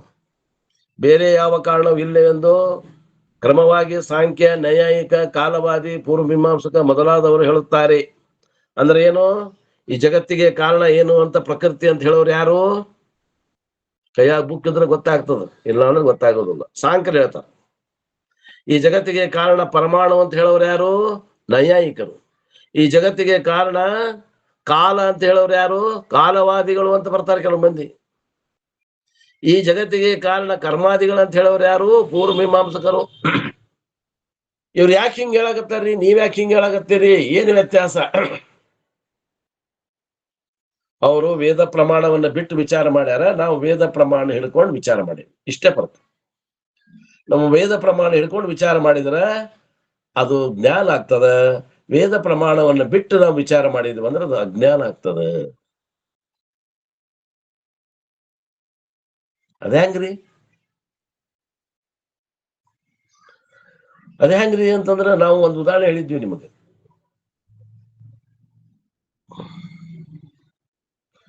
ಸೂರ್ಯ ಪೃಥ್ವಿಯಿಂದ ಎಷ್ಟು ದೂರದಾನ್ರಿ ಅಂತ ಕೇಳಿದ್ರೆ ಒಬ್ಬ ಹಿಂಗ ನೋಡ್ತಾನ, ಅಂದಾಜು ಒಂದು 10 ಮೈಲ್ ಇರ್ಬಹುದು ಅಂತ ಹೇಳ್ತಾನ. ಇದು ಅಂದಾಜು ಪಟ್ಟಿ.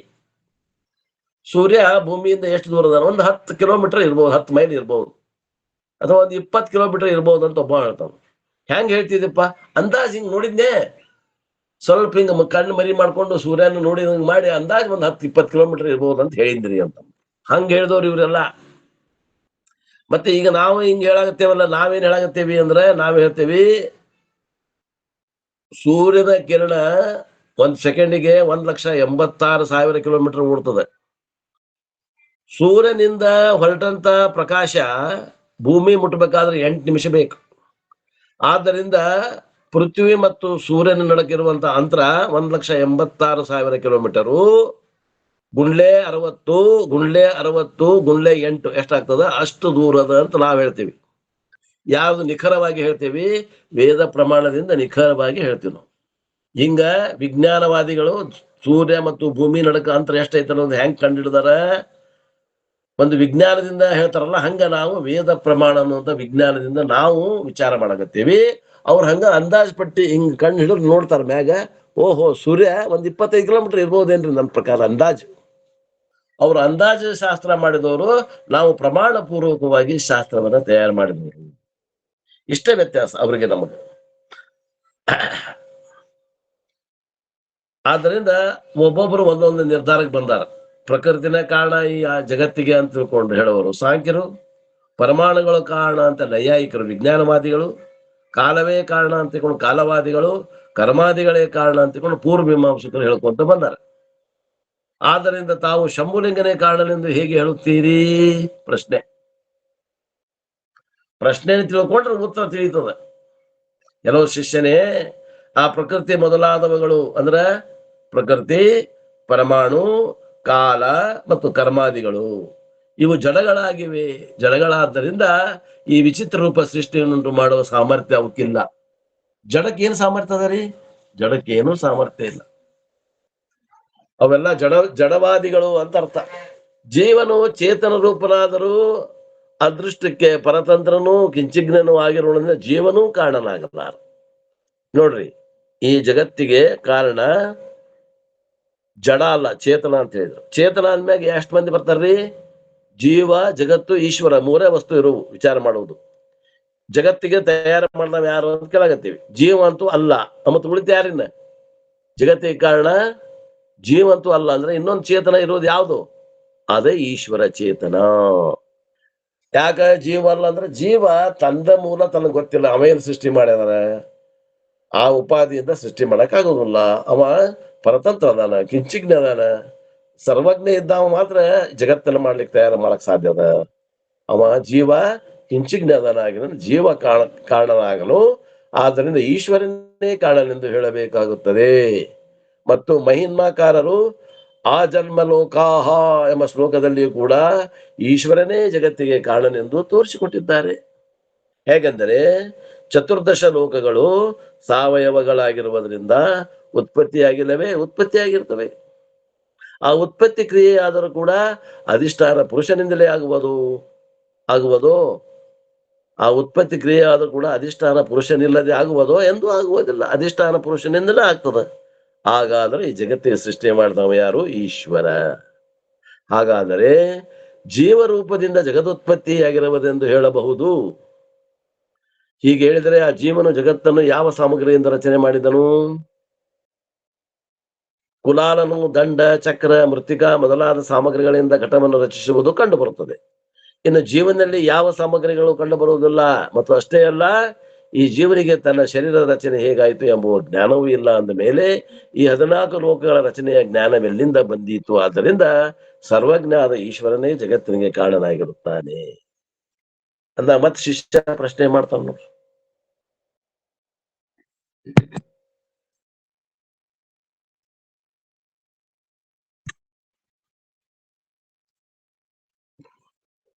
ಸ್ವಾಮಿನ್, ತಾವು ಹೇಳುವುದರ ಮೇಲಿಂದ ನನಗೆ ಹೀಗೆ ತೋರುತ್ತದೆ. ಏನೆಂದರೆ, ಯಾವ ಯಾವ ಕಾರ್ಯವು ಕಂಡು ಬರೋದೋ ಆ ಕಾರ್ಯವು ಕರ್ತಾಪುರುಷನಿಂದ ಉತ್ಪನ್ನವಾಗಿರಲಿಕ್ಕೆ ಬೇಕು. ಘಟಪಟಾದಿ ಕಾರ್ಯಗಳನ್ನು ಕಂಡು ಕುಲಾಲಾದಿ ಕರ್ತನನ್ನು ಅನುಮಾನ ಮಾಡುತ್ತೇವೆ. ಅದರಂತೆ ಈ ಜಗದ್ರೂಪ ಕಾರ್ಯವನ್ನು ಕಂಡು ಕರ್ತನಾದ ಈಶ್ವರನಿದ್ದಾನೆಂದು ಅನುಮಾನ ಮಾಡುತ್ತೇವೆ. ಆದರೆ ಈಶ್ವರನು ಕುಲಾಲಾದಿಗಳಂತೆ ಸಾಮಗ್ರಿಯಿಂದ ಒಳಗೂಡಿ ಸೃಷ್ಟಿ ಮಾಡಿದನೆಂದು ಹೇಳಿದರೆ ಅವನು ಈಶ್ವರನಲ್ಲ. ಯಾಕೆಂದರೆ ಸಾವಯವ ಶರೀರವುಳ್ಳವನಾಗಿ ಕುಂಬಾರನಂತೆ ಸಾಮಗ್ರಿ ಸಹಿತನಾಗಿ ಸೃಷ್ಟಿಯನ್ನು ಮಾಡಿದರೆ ನಮ್ಮಗಳ ಸಮಾನವೇ ಆಗುತ್ತಾನೆ. ನಮಗಿಂತಲೂ ವಿಲಕ್ಷಣನಾಗಲಿಲ್ಲ. ಅವನಿಗೆ ಅನೀಶ್ವರತ್ವ ಬರುತ್ತದೆ. ದೇಹವಿಲ್ಲ, ಸಾಮಗ್ರಿ ಇಲ್ಲ ಎಂದು ಹೇಳಿದರೆ ಜಗತ್ತಿನ ಕರ್ತೃತ್ವವೇ ಸಂಭವಿಸುವುದು. ಅಂದ ಮೇಲೆ ಈಶ್ವರತ್ವವು ಹೇಗೆ? ಅವನು ಒಬ್ಬ ಶರೀರಧಾರಿ. ಏನು ಕುಂಬಾರ ಹೆಂಗ ಮಡಿಕೆ ಮಾಡಿ ಮುಗಿತಾರ ಹಂಗ ಜಗತ್ತು ಸೃಷ್ಟಿ ಮಾಡ್ಯಾನೇನು? ಹಂಗನ್ನಾಗ ಬರುದಿಲ್ಲ. ಹಂಗ ಹೇಳಿದ್ರೆ ಅವ ಕುಲಾಲ ಹೆಂಗ ಮಾಡಿದ ಅಂತಂದ್ರೆ ಮಣ್ಣು ತಗೊಂಡ, ಚಕ್ರಾದಿಗಳನ್ನ ದಂಡಾದಿಗಳನ್ನ ತಗೊಂಡು ಮಾಡಿದ. ಹಂಗಾದ್ರೆ ಇವ ಈಶ್ವರ ಏನು ಸಾಮಗ್ರಿ ತಗೊಂಡು ಮಾಡಿದ ಹೇಳ್ಬೇಕಾಗ್ತದ. ಮತ್ತೆ ಈಶ್ವರನು ಅವ ಚಕ್ರದಂಡಾದಿಗಳನ್ನ ಮಣ್ಣುಗಳನ್ನ ಅಥವಾ ಹೆಂಗ ಗಳಿಗೆಗೆ ಇವ ಈ ಕುಲಾಲ ತಗೊಂಡು ಮಾಡ್ಯಾನ, ಹಂಗ ಯಾವ್ದಾದ್ರು ಒಂದು ಸಾಮಗ್ರಿ ಇಟ್ಕೊಂಡು ಮಾಡ್ಯಾನ ಅಂತಂದ್ರ ಅವ ಏನ್ ದೊಡ್ಡ ಶ್ರೇಷ್ಠ ವ್ಯಕ್ತಿ ಅನಿಸ್ಕೊಳ್ಳಿಲ್ಲ. ಅವನು ಜೀವನಂತೆ ಒಬ್ಬ ವ್ಯಕ್ತಿ ಅನಿಸ್ಕೋತಾನ. ಆದ್ದರಿಂದ ಇದಕ್ಕಿಂತ ವಿಭಿನ್ನವಾಗಿ ಅವ ರಚನೆ ಮಾಡಿರ್ಬೇಕು ಸೃಷ್ಟಿಯನ್ನ. ಆ ಈಶ್ವರತ್ವವು ಹೇಗೆ ಆಗ್ತದ ಹೇಳ್ರಿ ಅಂತ ಕೇಳ್ತಾನ. ಗುರು ಹೇಳ್ತಾನ ನೋಡ್ರಿ, ಕಂದರೆ ನೀನು ಮಾಡಿದ ಈ ಕುತರ್ಕಕ್ಕೆ ಅವಕಾಶ ಇಲ್ಲ. ಕುತರ್ಕ ಅಂತಾರೆ ಇದು. ಯಾಕಂದ್ರೆ ಪರ್ವತರಾಜನ ಪುತ್ರಿಯಾದ ವಿಚಿತ್ರ ನಾನಾ ಶಕ್ತಿ ಉಳ್ಳವಾದ ಮಾಯಾವಶದಿಂದ, ಅಂದ್ರೆ ಮಾಯಾ ಅಂದ್ರೆ ಆಕಿ ಪಾರ್ವತಿ, ಪರ್ವತರಾಜನ ಪುತ್ರಿಯಾದಂತಹ ಪಾರ್ವತಿ ಏನದಾಳ ಆಕೆ ಮಾಯೆ. ಅಕಿಯ ವಿಚಿತ್ರವಾದಂತಹ ನಾನಾ ಶಕ್ತಿಯುತವಾದ ಮಾಯಾವಶದಿಂದ ಅಭಿನ್ನ ನಿಮಿತ್ತ ಉಪಾದಾನನಾಗಿ, ಅಂದ್ರೆ ಭಿನ್ನನಾಗದೆ ನಿಮಿತ್ತ ಕಾರಣನಾಗಿ, ಅನಾಯಾಸದಿಂದ ಲೀಲಾ ಮಾತ್ರದಿಂದ, ಅಂದ್ರೆ ಆಯಾಸ ಇಲ್ಲದೆ ಉಸಿರಾಟ ಹೆಂಗ್ ಮಾಡ್ತೀವಿ ಆ ರೀತಿ ಪರಮಾತ್ಮ ಲೀಲಾ ಮಾತ್ರದಿಂದ ಅಂದ್ರೆ ಆಟದಂತೆ ವಿಚಿತ್ರ ಸರ್ವ ಜಗತ್ತನ್ನು ನಿರ್ಮಾಣ ಮಾಡುವ ಆತನಾಗಿದ್ದಾನೆ. ಆದ್ದರಿಂದ ಅಂತಹ ಪರಮಾತ್ಮನನ್ನು ನೀನು ತರ್ಕದಿಂದಾಗಲಿ ಅನುಮಾನ ಪ್ರಮಾಣದಿಂದಾಗಲಿ ಎಂದೆಂದು ತಿಳಿಯಲಾರಿ. ಯಾಕಂದ್ರೆ ಅವನು ತರ್ಕಕ್ಕೂ ಪ್ರಮಾಣಕ್ಕೂ ಅಂದ್ರೆ ನಿನ್ನಲ್ಲಿರುವಂತಹ 5 ಪ್ರಮಾಣಕ್ಕೆ ಅಗೋಚರನಾಗಿದ್ದಾನೆ, ವೇದ ಪ್ರಮಾಣಕ್ಕೆ ಮಾತ್ರ ಗೋಚರನಾಗಿದ್ದಾನೆ ಅಂತ ತಿಳ್ಕೊಬೇಕಾದ್ರೆ. ನಮ್ಮಲ್ಲಿರುವಂತಹ 5 ಪ್ರಮಾಣಗಳು ಯಾವುವು? ಕಣ್ಣು, ಕಿವಿ, ಮೂಗು, ನಾಲಿಗೆ, ಚರ್ಮಕ್ಕೆ. ಈ ಪ್ರಮಾಣಕ್ಕೆ ಅವ ಅಗೋಚರದಾನ. ಆದ್ರೆ ಯಾವ ಪ್ರಮಾಣಕ್ಕೆ ಅವ ಗೋಚರದಾನ? ವೇದ ಪ್ರಮಾಣಕ್ಕೆ ಗೋಚರದಾನ. ಶಿಷ್ಯ, ಹಾಗಾದ್ರೆ ಈಶ್ವರನ ತಿಳಿಯುವ ಬಗೆ ಹೇಗೆ? ಆ ಪರಮಾತ್ಮನನ್ನು ಉಪನಿಷತ್ತುಗಳ ಮಾತ್ರ ತಿಳಿಯಲಿಕ್ಕೆ ಯೋಗ್ಯನಿರುತ್ತಾನೆ. ಹೇಗಂದ್ರೆ ಯಥೋ ವಾ ಇಮಾನಿ ಭೂತಾನಿ ಜಾಯಂತೆ ಏನ ಜಾತಾನಿ ಜೀವಂತಿ ಯತ್ ಪ್ರಯಂತ ಬಿ ಸಂವಿಶಂತಿ ತಜ್ಞಾನ ತದ್ವಿಜಿಜ್ಞಾಸಸ್ವ. ಯಥೋ ವಾ ಇಮಾನಿ ಭೂತಾನಿ ಎಲ್ಲಿಂದ ಬರ್ತತ್ರಿ ವಾಕ್ಯ? ತೈತ್ತರೀಯ ಉಪನಿಷದ ಬರ್ತದ ಇನ್ ಮುಂದ. ಈ ಭೂತಗಳು ಎಲ್ಲಿಂದ ಹುಟ್ಟುವವು? ಈ ಭೂತಗಳು ಎಲ್ಲಿ ಜೀವಿಸುವವು? ಕೊನೆಗೆ ಎಲ್ಲಿ ಈ ಎಲ್ಲ ಭೂತಗಳು ಎಲ್ಲಿ ನಾಶವಾಗುವವು? ಅದೇ ಪರಮಾತ್ಮನೆಂದು ತಿಳಿ ಅಂತ ಈ ಶ್ಲೋಕದ ಅರ್ಥ. ಯಥೋ ವಾ ಇಮಾನಿ ಭೂತಾನಿ ಜಾಯಂತೆ ಏನ ಜಾತಾನಿ ಜೀವಂತಿ ಯತ್ ಪ್ರಯಂತಬಿ ಸಂವಿಸಂತಿ. ಯಾವ ಜೀವಿಗಳು ಎದರಲ್ಲಿ ಹುಟ್ಟುತ್ತವೆಯೋ, ಎದರಲ್ಲಿ ಜೀವಿಸಿಕೊಂಡಿರುತ್ತವೆಯೋ, ಕೊನೆಗೆ ಎಲ್ಲಿ ನಾಶವಾಗುತ್ತವೆ ಅದೇ ಪರಮಾತ್ಮನೆಂದು ತಿಳಿ. ಸಮುದ್ರದಲ್ಲಿ ಅಲೆಗಳು ಎಲ್ಲಿ ಹುಟ್ಟುತ್ತವೆ, ಎಲ್ಲಿ ಸ್ಥಿತವಾಗಿರುತ್ತವೆ, ಎಲ್ಲಿ ನಾಶವಾಗುತ್ತವೆ? ಸಮುದ್ರದಲ್ಲಿ ಹುಟ್ಟತಾವ, ಸಮುದ್ರದಲ್ಲೇ ಇರ್ತಾವ, ಸಮುದ್ರದಲ್ಲಿ ನಾಶ ಆಕಾವ. ಹಂಗ ಈ ಜಗತ್ತು ಎಲ್ಲಿ ಉತ್ಪತ್ತಿ ಆಗತ್ತಂದ್ರೆ ಬ್ರಹ್ಮದಲ್ಲಿ ಉತ್ಪತ್ತಿ ಆಗದ, ಬ್ರಹ್ಮನಲ್ಲಿ ಸ್ಥಿತಿ ಆಗ್ಯದ, ಬ್ರಹ್ಮನಲ್ಲಿಂದ ಕೊನೆಗೆ ಲಯ ಆಗ್ತದ, ಇಲ್ದಂಗ ಆಗ್ತದ. ಬ್ರಹ್ಮನಲ್ಲಿ ಇಲ್ದಂಗ ಆಗ್ತದ. ಬ್ರಹ್ಮ ಎಂದು ಇಲ್ದಂಗ ಆಗೋದಿಲ್ಲ, ಸಮುದ್ರ ಎಂದು ಇಲ್ದಂಗ ಆಗೋದಿಲ್ಲ. ಸಾಮಾನ್ಯರಿಗೆ ಸ್ವಲ್ಪ ಈ ಉಪನಿಷತ್ತಿನ ಮಾತುಗಳು ಕಠಿಣ ಅನಿಸ್ತಾವ. ಹಗಲಲ್ಲ ಪುನಃ ಅದನ್ನ ವಿಚಾರ ಮಾಡ್ಬೇಕಾಗ್ತದೆ. ಅಂತಹ ಸರ್ವಜ್ಞ, ಸರ್ವಕರ್ತ, ಸರ್ವಶಕ್ತಿ ಉಳ್ಳಲಾದಂಥವನು ಪರಮಾತ್ಮನೆಂದು ತಿಳಿ. ಈ ವಿಷಯವನ್ನು ಜನ್ಮಾದಶ್ಯ ಯತಃ ಶಾಸ್ತ್ರಯೋ ನಿತ್ವಾತ್ ಮುಂತಾದ ಬ್ರಹ್ಮಸೂತ್ರದ ವಾಕ್ಯಗಳಲ್ಲಿ ಹೇಳ್ಯಾರ. ವಿವೇಕ ಚಿಂತಾಮಣಿಯಲ್ಲೂ ಹೇಳಿದಾರೆ. ಅಲ್ಲಿ ಅವಲೋಕನ ಮಾಡಿದಂತ ಅಪ್ಪಾರು. ಅಂದ್ರೆ ಬ್ರಹ್ಮಸೂತ್ರನ 4 ಸೂತ್ರ ಅಭ್ಯಾಸ ಮಾಡಬೇಕಾ ನೀವು? ಎಲ್ಲಾ ಮಾಡಕ್ 555 ಸೂತ್ರ ಅದಾವ ಬ್ರಹ್ಮಸೂತ್ರದಾಗ. ಆ 555 ಸೂತ್ರ ಅಭ್ಯಾಸ ಮಾಡ್ಬೇಕಂದ್ರೆ 10 ಉಪನಿಷತ್ ಆಗಿರ್ಬೇಕು. ಆ 10 ಉಪನಿಷತ್ ಆದ್ಮ್ಯಾಗ ಬ್ರಹ್ಮಸೂತ್ರದ 555 ಶ್ಲೋಕಗಳನ್ನ ಅಭ್ಯಾಸ ಮಾಡ್ಲಿಕ್ಕಂದ್ರೆ ಅಷ್ಟ ನಮ್ಮದಲ್ಲಿ 4 ಸೂತ್ರದ ಅಭ್ಯಾಸ ಮಾಡ್ಲೇಬೇಕು. ಸಂಸಾರಸ್ಥರು, ಸನ್ಯಾಸಿಗಳಿಗೆ ಕೆಲಸ ಇರುವುದಿಲ್ಲ, ಅವ್ರಿಗೆ ಫ್ರೀ ಟೈಮ್ ಇರ್ತದ, ಅವರು 555 ಶ್ಲೋಕಗಳನ್ನು ಅಭ್ಯಾಸ ಮಾಡ್ಲಿ. ಅವರು ಶಾಸ್ತ್ರ ಹೇಗಿರ್ತಾರ ಅವ್ರು ಅಭ್ಯಾಸ ಮಾಡ್ಲಿ.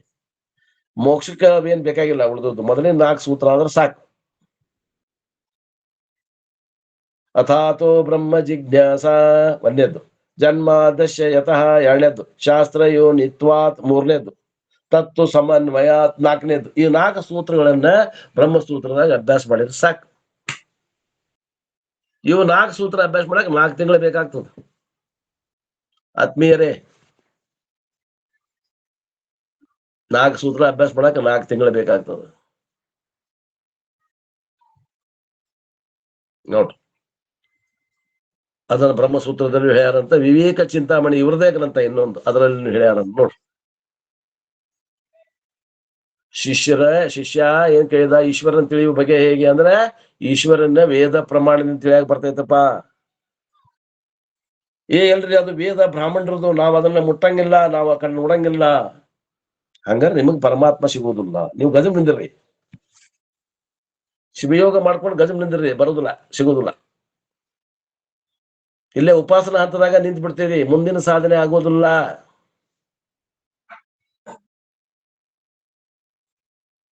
ಮನಸ್ಸೇನೋ ಸ್ವಚ್ಛ ಆಗ್ತದ, ಅಂತಃಕರಣ ಏಕಾಗ್ರನೂ ಆಗ್ತದ, ಆವರಣ ದೋಷ ಹೋಗುವುದಿಲ್ಲ, ಗುರುವಿನ ಹತ್ರ ಬರುವುದಿಲ್ಲ, ಶ್ರವಣ ಮನನಾದಿಗಳನ್ನ ಮಾಡುವುದಿಲ್ಲ, ಆವರಣ ದೋಷ ಹೋಗುವುದಿಲ್ಲ, ಪರಮಾತ್ಮ ತತ್ವ ತಿಳಿಯುವುದಿಲ್ಲ. ಕೆರೆ ಕೂಡ ಶಟಗೊಂಡ್ರ ಆಗೋದು ನುಕ್ಸಾನ ಯಾರಿಗೆ? ಕೆರಿಗೋ ನಮಗೋ?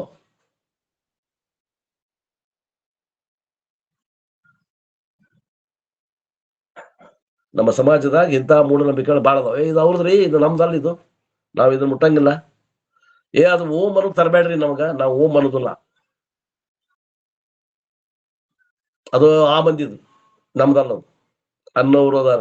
ಏನ್ ಹೇಳ್ಬೇಕು ಇವ್ರಿಗೆ? ಕಾಲೇಜ್ ಲೆಕ್ಚರರ್ಸು, MA PhD,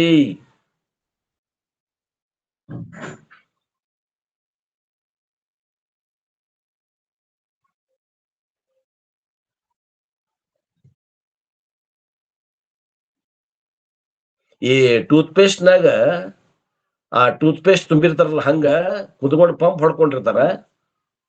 ಅದನ್ನ ಬಂದ ತಾಸು ಲೆಕ್ಚರ್ ಹೊಡೆದು ನಮ್ಮಂತ ಲೆಕ್ಚರ್ ಹೇಳೋರೆ ಯಾರಿಲ್ಲ ಅಂತ ಹೋಗ್ಬಿಡ್ತಾರ.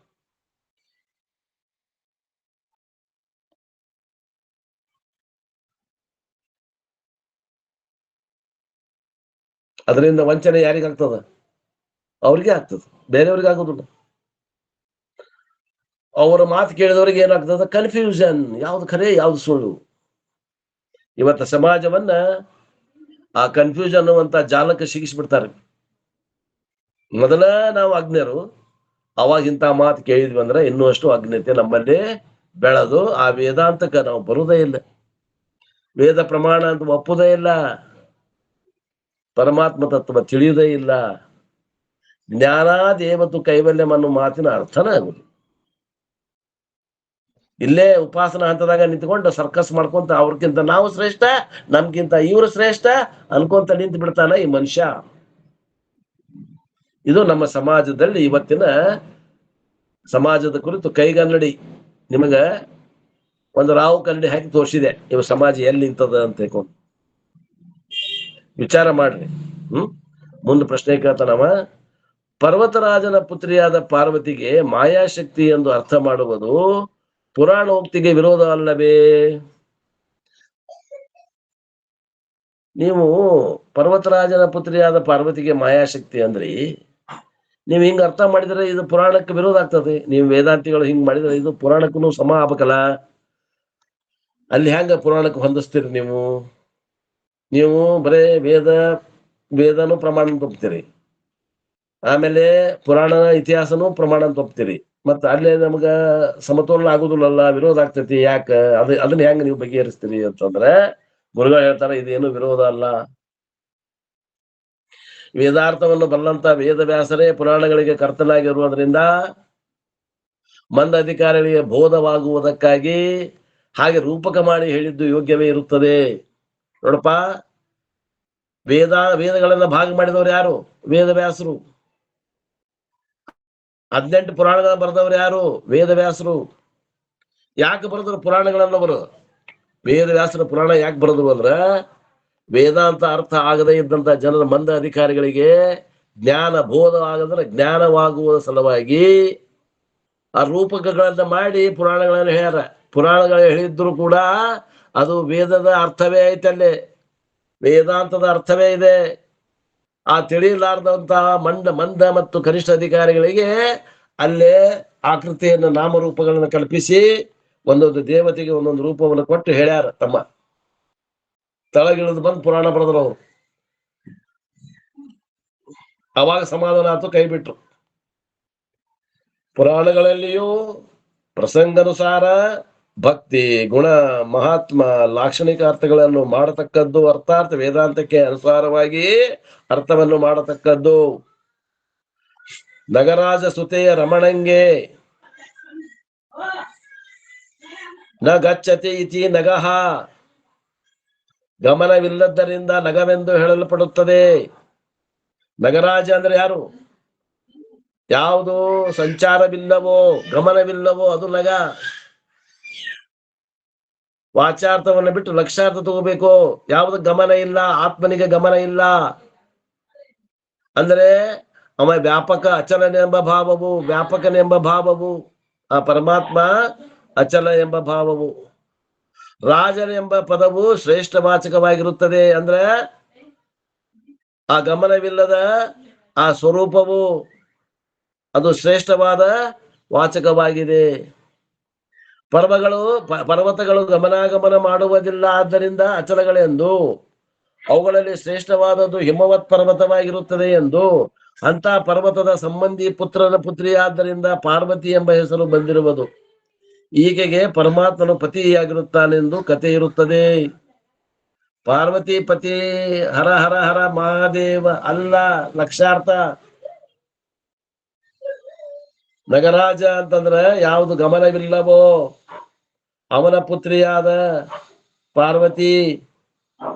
ಅಚಲವಾಗಿರುವಂತ ತತ್ವ, ಆ ಶ್ರೇಷ್ಠವಾಗಿರುವ ತತ್ವ, ಆ ತತ್ವದ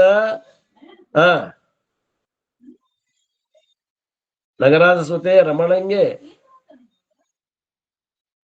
ಆ ಒಂದು ಗಮನಾಗಮ ಮಾಡದೇ ಇರುವಂತಹ ತತ್ವ, ಅದು ಅಚಲವಾಗಿರುವಂತಹ ತತ್ವ. ಮತ್ತೆ ಪರ್ವತ ಅಂತ ಯಾಕಂದ್ರಿ? ಪರ್ವತಗಳ ಅಂತಂದ್ರೆ ಅದರಲ್ಲಿ ಶ್ರೇಷ್ಠವಾದದ್ದು ಯಾವುದು ಅಂದ್ರೆ ಹಿಮಾಲಯ ಪರ್ವತ. ಹಿಮಾಲಯ ಪರ್ವತ ಶ್ರೇಷ್ಠವಾದ ಪರ್ವತ. ಅಂತ ಪರ್ವತದ ಸಂಬಂಧಿ ಈ ಪುತ್ರಿ ಆದ್ದರಿಂದ ಪಾರ್ವತಿ ಎಂಬ ಹೆಸರು ಬಂದಿರುತ್ತದೆ. ಈಕೆಗೆ ಪರಮಾತ್ಮನು ಪತಿಯಾಗಿರುತ್ತಾನೆಂದು ಕಥೆ ಇರುತ್ತದೆ.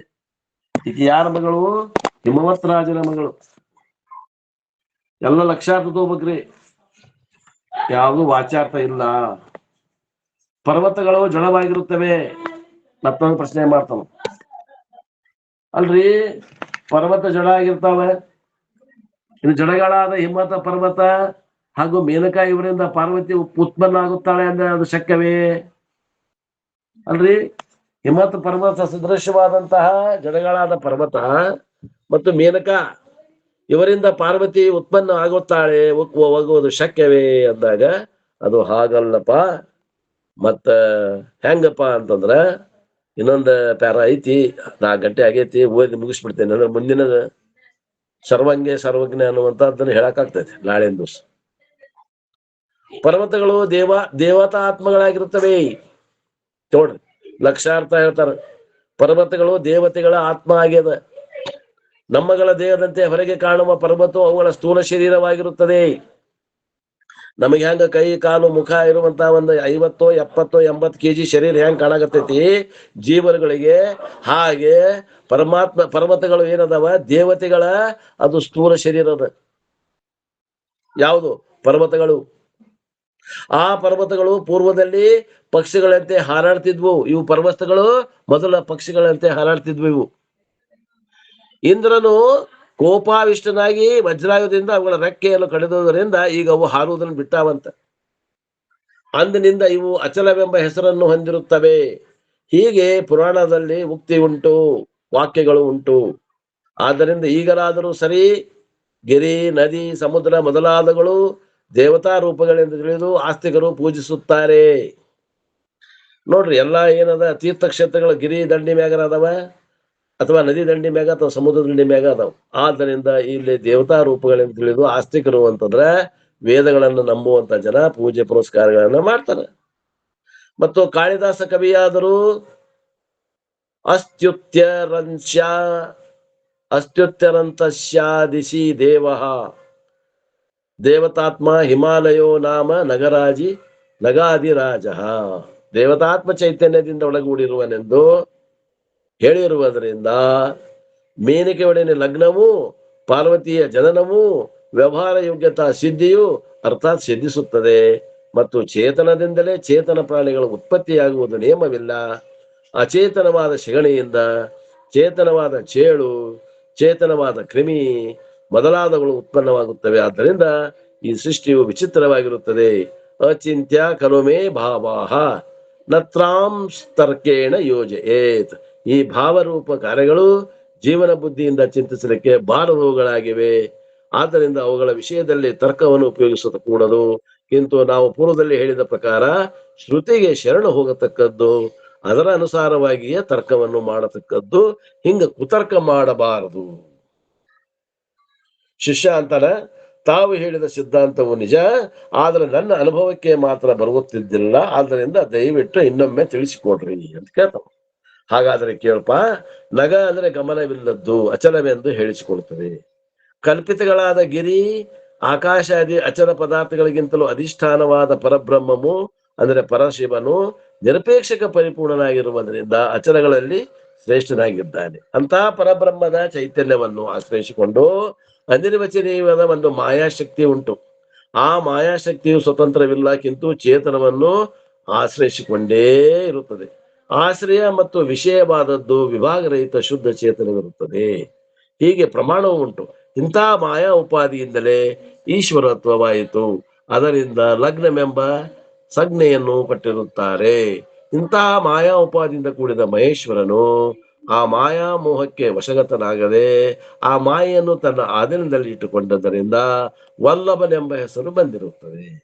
ಆದ್ದರಿಂದ ಇಂತಹ ನಗರಾಜ ಸುತೆಯ ರಮಣನಾದ ಶಂಭುವಿಂಗೆ ಭಕ್ತಿಯಿಂದ ಯುಕ್ತನಾಗಿ ನಮಸ್ಕಾರ ಮಾಡುತ್ತೇನೆ ಎಂದು ಹೇಳಿರುವುದು ಯೋಗ್ಯವಾಗಿದೆ ಅಂತ ಹೇಳಿ ಆ ಪ್ಯಾರ ಮುಗಿಸ್ತಾರ.